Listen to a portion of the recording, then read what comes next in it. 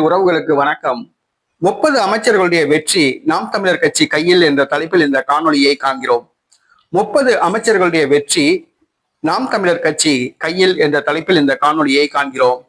2021ஆம் ஆண்டு நடைபெற்ற தமிழக சட்டப்பேரவை தேர்தலில் அதிமுகவின் தோல்விக்கு வழிவகுத்தது நாம் தமிழர் கட்சி.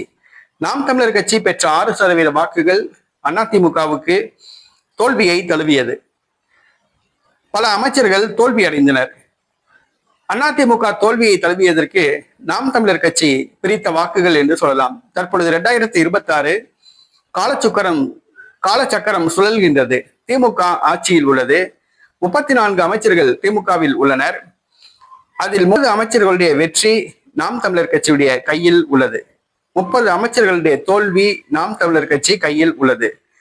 நடைபெற்று முடிந்த பாராளுமன்ற தேர்தலில் 8.1% வாக்குகளை நாம் தமிழர் கட்சி பெற்றது. தற்பொழுது நாம் தமிழர் கட்சி 15 முதல் 30% வாக்குகள் பெறும் என்று கணிக்கப்படுகிறது. நாம் தமிழர் கட்சி தலைமை ஒருங்கிணைப்பாளர் செந்தமிழன் சீமான் திமுக ஆட்சிக்கு எதிராக பல்வேறு போராட்டங்கள் நடத்தி வருகிறார். மக்கள் பிரச்சனைக்காக குரல் கொடுத்து வருகிறார். சீமான் அவர்களுடைய பேச்சு பொதுமக்கள் மத்தியில் மிகப்பெரிய ஒரு தாக்கத்தை ஏற்படுத்தியுள்ளது. தமிழர்களுக்காக, தமிழ் மொழிக்காக, தமிழ் நலனுக்காக, தமிழ் பண்பாட்டுக்காக, தமிழ் கலாச்சாரத்துக்காக, தமிழர் நிலத்துக்காக, இயற்கைக்காக, இளைஞர்களுக்காக, மாணவர்களுக்காக, முதியவர்களுக்காக, தொழிலாளர்களுக்காக, அரசு ஊழியர்களுக்காக, ஆசிரியர்களுக்காக அவர் குரல் கொடுத்து வருகிறார். விவசாயத்துக்காக குரல் கொடுத்து வருகிறார். சாலையோர வியாபாரிகளுக்காக குரல் கொடுத்து வருகிறார். டிஎன்பிஎஸ்சி முறைகேட்டுக்கு எதிராக மாணவர்களுக்கு ஆதரவாக, தேர்வு எழுதியவர்களுக்கு ஆதரவாக குரல் கொடுத்து வருகிறார். சீமான் அவர்களுடைய பேச்சு பொதுமக்கள் மத்தியில் மிகப்பெரிய தாக்கத்தை ஏற்படுத்தியுள்ளது. நாளொரு மேனியும் பொழுதுருவனமாக போராட்ட களத்தில் அவர் குதித்துள்ளார். தமிழ்நாட்டின் உண்மையான எதிர்க்கட்சி தலைவராக செந்தமிழன் சீமான் விளங்குகிறார். செந்தமிழன் சீமான் அவர்களுடைய தேர்தல் பிரச்சாரம் இந்த சட்டசபை தேர்தலில் ஒரு முக்கியமான பங்கு வகிக்கிறது.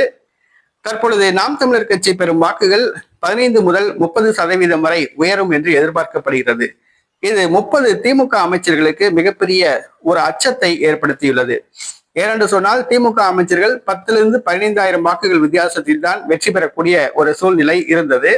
தற்பொழுது சீமான் அவர்கள் கடந்த சட்டசபை தேர்தலிலேயே ஒவ்வொரு தொகுதிகளிலும் 20,000 வாக்குகள் வரை பெற்றிருந்தார். தற்பொழுது அந்த வாக்கு வித்தியாசம் 30,000 கூட 30,000 அதிகரிக்க வாய்ப்புள்ளது. ஆகவே நாம் தமிழர் கட்சி ஒவ்வொரு தொகுதியிலும் பிரிக்கக்கூடிய அந்த 30,000 வாக்குகள் திமுகவுக்கு, ஆளுங்கட்சிக்கு ஒரு பின்னடைவை ஏற்படுத்தும்.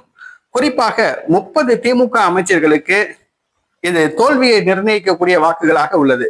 30 திமுக அமைச்சர்களுக்கு வெற்றியை நிர்ணயிக்கக்கூடிய வாக்குகளாக உள்ளது. நாம் தமிழர் கட்சி பிரிக்கிற ஒவ்வொரு வாக்கும் திமுக அமைச்சர்களுக்கு தோல்வியை தரும். ஆக 30 அமைச்சர்களுக்கு வெற்றியும் தோல்வியும் நாம் தமிழர் கட்சி கையில் தான் உள்ளது. நாம் தமிழர் கட்சி பிரிக்கும் வாக்குகள் தான் திமுக அமைச்சர்களின் வெற்றி தோல்வியை நிர்ணயிக்கிறது. ஏறத்தாழ 30 அமைச்சர்கள் அச்சத்தில் உள்ளார்கள். நாம் தமிழர் கட்சி பிரிக்கும் வாக்குகள் 30 அமைச்சர்களுக்கு பின்னடைவை தருகின்றன. ஆகவே 30 அமைச்சர்களின் வெற்றி தோல்வி நாம் தமிழர் கட்சி கையில் உள்ளது.